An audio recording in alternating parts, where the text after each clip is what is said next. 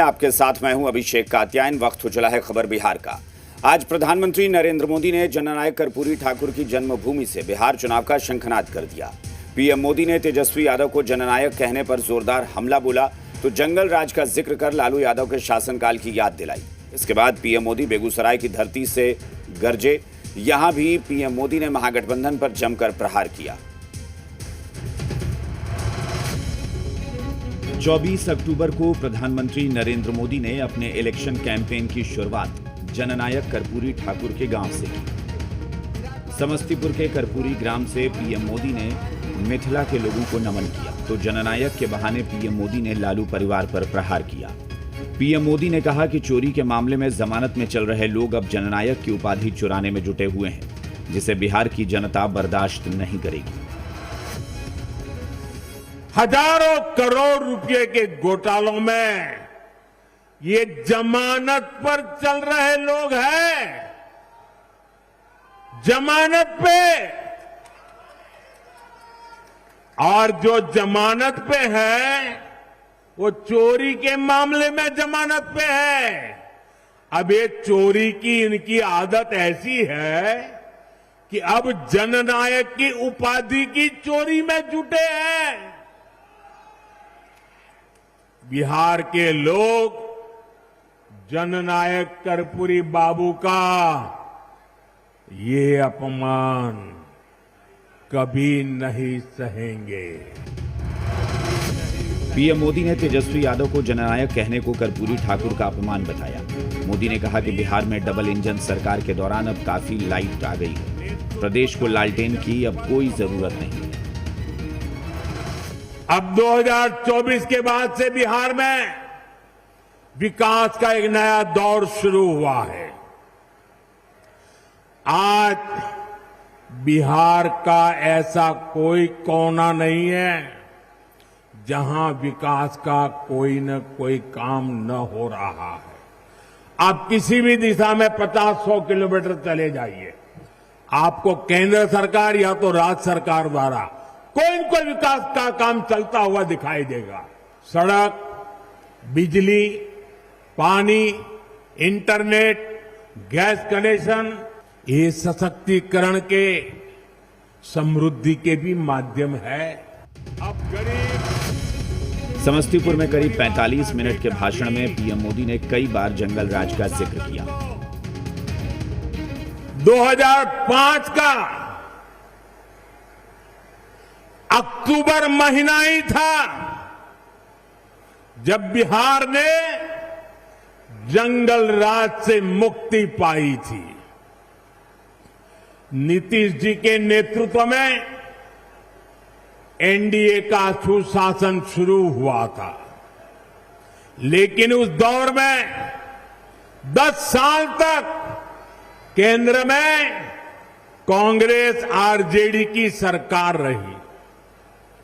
Congress RJD ने नीतीश जी के सामने भांति भांति के रोड़े अटकाए। जननायक कर्पूरी ठाकुर की धरती से हुंकार भरने के बाद पीएम मोदी राष्ट्रकवि रामधारी सिंह दिनकर की धरती बेगूसराय पहुंचे। यहां पर महागठबंधन पर पीएम मोदी का लहजा बेहद तल्ख रहा। इस महागठबंधन में, महागठबंधन में अटक दल है, लटक दल है, भटक दल है, झटक दल है और पटक दल है।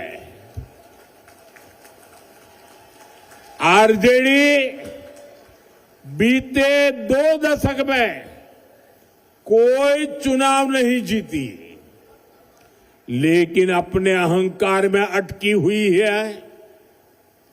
इसी अहंकार में इन्होंने जेएमएम को झटक दिया। कांग्रेस 35 साल से बिहार में आरजेडी की पिछलग्गू बनी हुई है। इस बार आरजेडी ने उसको फिर पटक दिया। इन लोगों ने वीआईपी को भी भटका दिया। जो लेप के दल है उनको लटका दिया। एक आरजेडी का परिवार है जो बिहार का सबसे भ्रष्ट परिवार है और ज्यादातर लोग अदालत से जमानत पर निकल करके बाहर खड़े हैं। दूसरी तरफ